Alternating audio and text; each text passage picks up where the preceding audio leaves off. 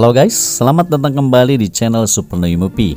Dan di hari ini kita akan review sebuah film petualangan biografi berdasarkan kisah nyata, yaitu mengisahkan tentang perjalanan berbahaya seorang penjelajah asal Inggris yang menghilang dalam ekspedisi pencarian sebuah kota misterius di tengah liarnya hutan Amazon pada tahun 1920-an. Lalu bagaimana kisahnya? Ini dia, The Lost City of Z.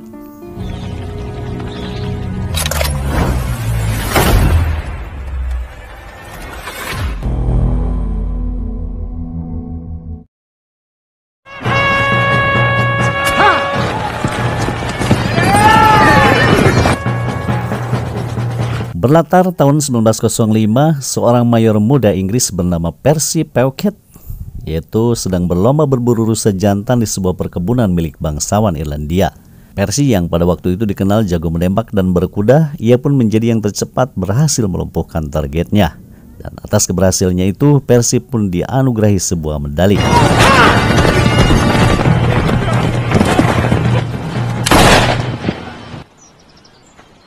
Namun pada saat acara pesta malam harinya, para bangsawan itu pun tidak mengundangnya dengan alasan karena ayahnya Percy memiliki reputasi yang buruk di dunia militer. Setahun kemudian, ia diminta untuk datang ke kantor Royal Geographical Society atau disingkat RGS yang bermarkas di London untuk memimpin sebuah ekspedisi tentang pemetaan wilayah perbatasan pemerintahan Bolivia dan Brazil di hutan Amazon. Dan ekspedisi itu sendiri adalah sebagai respon pihak RGS atas permintaan dari kedua negara tersebut yang hampir berperang mengenai lokasi perbatasan mereka di hutan Amazon. Dan demi memperbaiki reputasi buruk ayahnya yang dikenal sebagai seorang pemabuk dan penjudi, Percy pun menyetujuinya. This is far more than just soldierly decoration. My work was long ago. Claim your family name. Setelah berpamitan, ia pun berangkat memulai petualangannya menuju Bolivia menggunakan kapal laut. Dan di dalam kapal, Percy bertemu dengan Henry Costin yang akan menjadi ajudannya dalam ekspedisi itu. Sesampainya di sana, mereka pun memulai mapping daerah-daerah sekitar hutan Amazon sebelum memasuki hutan. Dan sampailah mereka di sebuah tempat yang bernama Fazenda Jacobina, yaitu sebuah perkebunan karet yang dimiliki pengusaha Portugis bernama Baron de Gondoris. Di sana Percy bertemu dengan Kopral Arthur Manley, yaitu beliau sebagai perwakilan militer Inggris yang baru saja menerima pesan dari utusan pemerintahan Inggris di perbatasan agar Percy membatalkan misi tersebut dan segera kembali ke Inggris karena situasi di perbatasan semakin memanas dan sangat berbahaya seiring terjadinya konflik antara Bolivia dan Brazil. Namun Percy pun menolak untuk mundur dan tetap pada rencana awalnya. Kemudian Percy meminta bantuan pada Baron untuk meminjam beberapa orang anak buahnya untuk melanjutkan ekspedisi tersebut menyusuri hutan Amazon. Baron pun menyetujuinya asalkan Percy bisa menjaga perdamaian di antara penduduk perbatasan kedua negara tersebut, karena tentunya akan berpengaruh besar terhadap bisnisnya jika terjadi konflik ataupun peperangan. What will you take for him? Is a slave good enough for you? Any four men of his choosing. Hands you. Setelah menyiapkan berbagai perbekalan, mereka pun mulai menyusuri hutan Amazon melalui sungai dengan menggunakan beberapa rakit sederhana, dipandu oleh seorang budak suku lokal Amazon milik Baron bernama Aang Tazui. Dalam perjalanannya, mereka menemukan sebuah perahu di tepi sungai. Dari nama yang tertulis di perahu tersebut, diperkirakan mereka adalah orang Jerman. Dan ketika mereka mencoba mendekatinya, tiba-tiba, Are you German?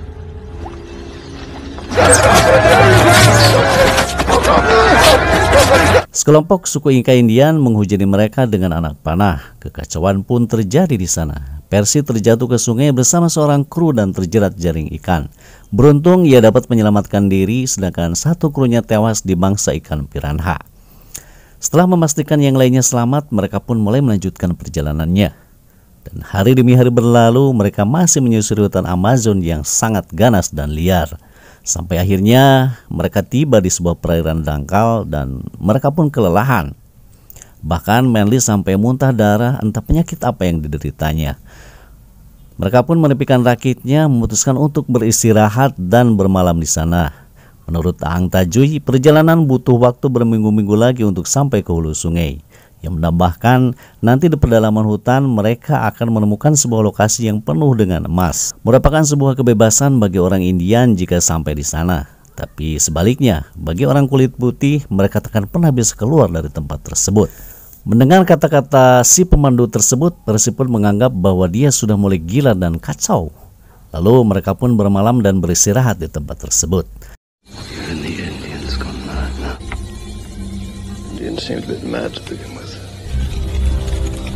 Keesokan harinya mereka melanjutkan lagi petualangannya. Dan dalam perjalanannya, kondisi kru pun sudah mulai memprihatinkan. Satu persatu dari mereka meninggal efek dari kelelahan dan diserang penyakit-penyakit yang aneh. Ditambah lagi persediaan makanan yang sudah mulai habis dan psikologi mereka pun mulai goyah. Hingga terkadang rasa lapar membuat mereka bertengkar demi memperebutkan sepotong makanan dan saling menyalahkan di antara mereka.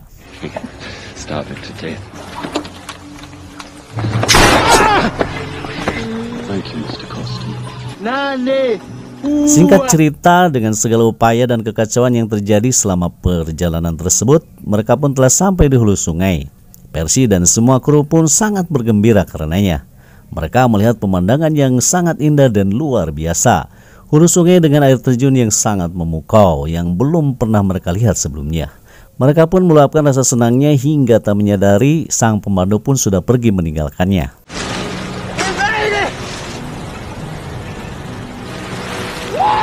Lalu mereka pun mulai memasuki hutan tersebut dan mendapati seekor babi hutan di sana. Dan Percy pun menembaknya untuk perbekalan nanti. Harapan untuk bertahan hidup pun kini mulai terbuka kembali. Dan tak jauh dari tempat itu mereka menemukan sebuah tembikar dan patung kuno yang menempel di pepohonan. Percy pun meyakini bahwa di tempat tersebut terdapat kota peradaban kuno. Look at this. It's pottery. Ancient. Dan barulah ia menyadari bahwa perkataan si Indian itu ternyata benar adanya, bukan sebuah kegilaan. Namun ketika ia memeriksa lebih jauh, tiba-tiba ia dihadang seekor macan kumbang dan membuat mereka takut lalu mundur alon-alon dan memutar haluan untuk kembali pulang ke Inggris. Percy merasa puas dan menyatakan bahwa ekspedisinya telah selesai.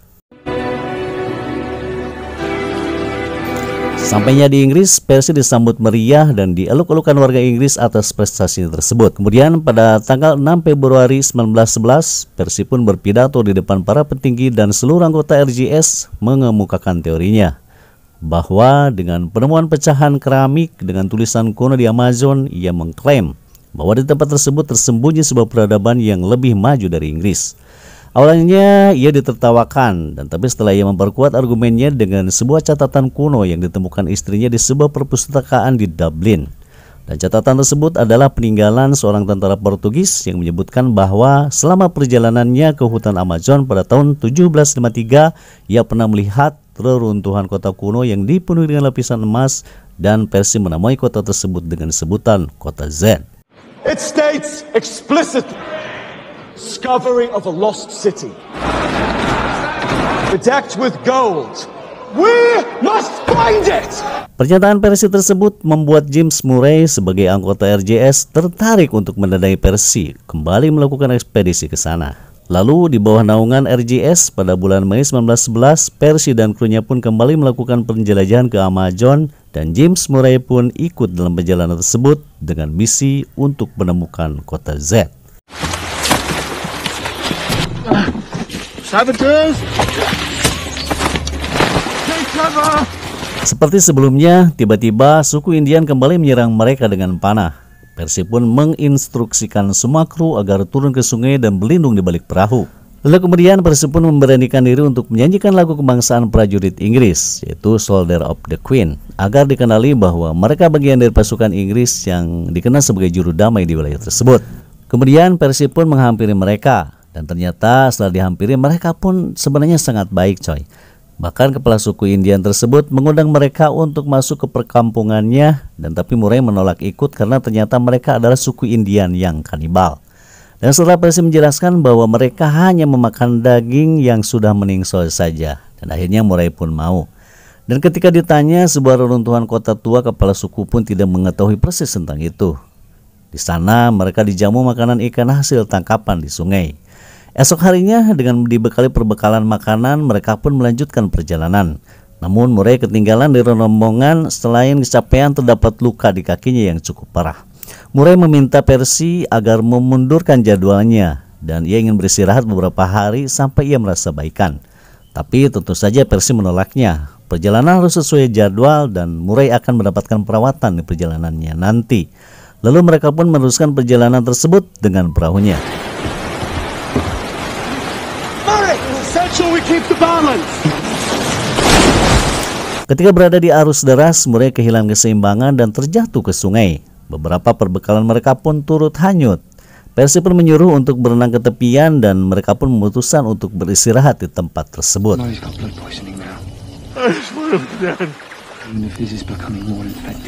Pada malam harinya, Murray mengalami demam tinggi akibat dari infeksi lukanya dan kondisinya pun kini semakin memprihatinkan. Setelah mereka bermusyawarah, akhirnya Percy pun memutuskan untuk mengirim Murray ke sebuah pos penjagaan dekat sebuah tambang agar mendapatkan perawatan. Dan pagi harinya, Murray pun diantar oleh seorang kurir Indian ke tempat yang dimaksud. Sementara Percy dan yang lainnya meneruskan lagi perjalanan mereka. Di suatu lembah, mereka menemukan tumpukan tangkorek kelapa manusia yang tersusun rapi di antara tebing bebatuan. Dan itu artinya sebagai tanda adanya sebuah peradaban di sana. Namun ketika mereka akan periksa lebih jauh, tiba-tiba datang air bah dan menyulitkan mereka untuk meneliti lebih jauh lagi. Nah, selain itu, sialnya rangsum perbekalan mereka juga sudah tak dapat mereka makan lagi karena ternyata sebelumnya sudah ditaburi minyak oleh Murray.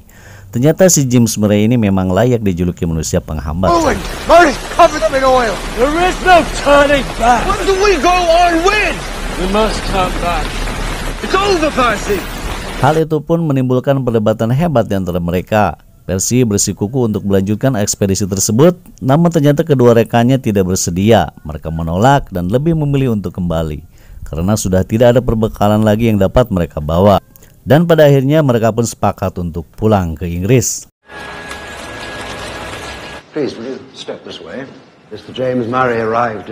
Setibanya di Inggris, mereka pun melakukan rapat sebagai evaluasi hasil ekspedisi kemarin di kantor RGS, yang ternyata James Murray sudah berada di sana. Murray memberikan sebuah pernyataan yang cukup merugikan reputasi Percy kepada seluruh peserta rapat. Bahwasannya dia menganggap Percy dan anak buahnya telah menzoliminya pada waktu ekspedisi kemarin. Ia ditinggal sendirian dan ditelantarkan. Dan untuk itu, Murray menuntut Percy dan anak buahnya untuk meminta maaf secara resmi atas perilaku mereka pada saat ekspedisi tersebut di depan para anggota RGS. Percy pun bersedia untuk meminta maaf, tapi tentunya bukan kepada Murray. Percy lebih memilih meminta maaf pada rekannya atau anak buahnya karena telah mengikut sertakan James Murray pada ekspedisi tersebut sebagai penyebab kegagalan misi itu. Lalu dengan tegas Percy pun menyatakan resign dari keanggotaan RGS. I hereby resign from... No, please, Major, please. And I shall proceed on my own. Please, you must reconsider.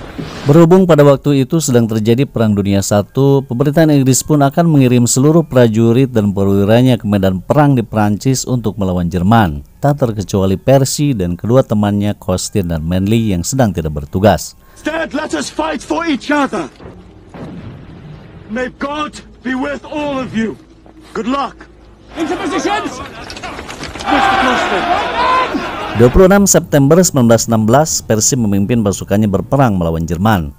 Dalam pertempuran tersebut, Manley tewas tertembak, sementara Percy tersungkur karena menghirup gas klorin dan Costin pun selamat. Come on, push forward.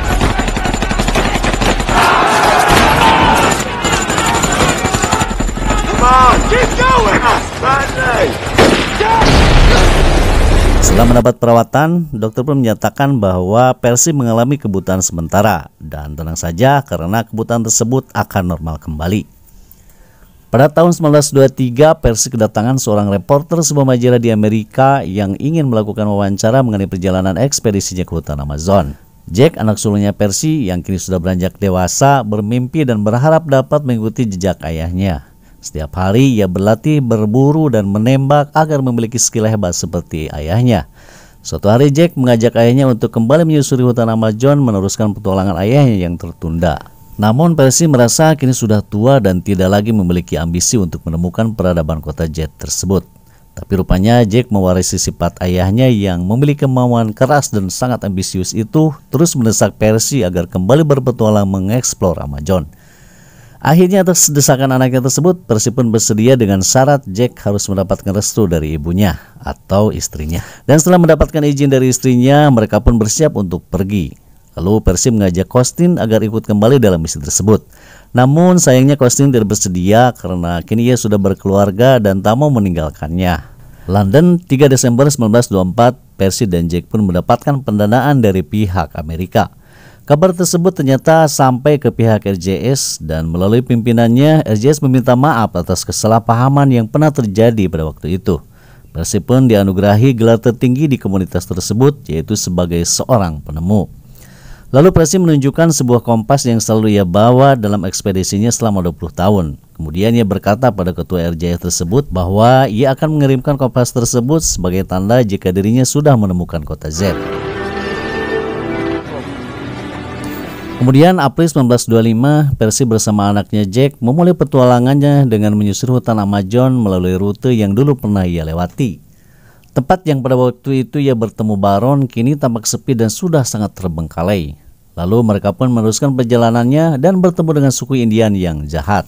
Suku Indian tersebut memburu Percy dan Jack. Beruntung Percy diselamatkan suku Indian lain yang kebetulan berpapasan di sana.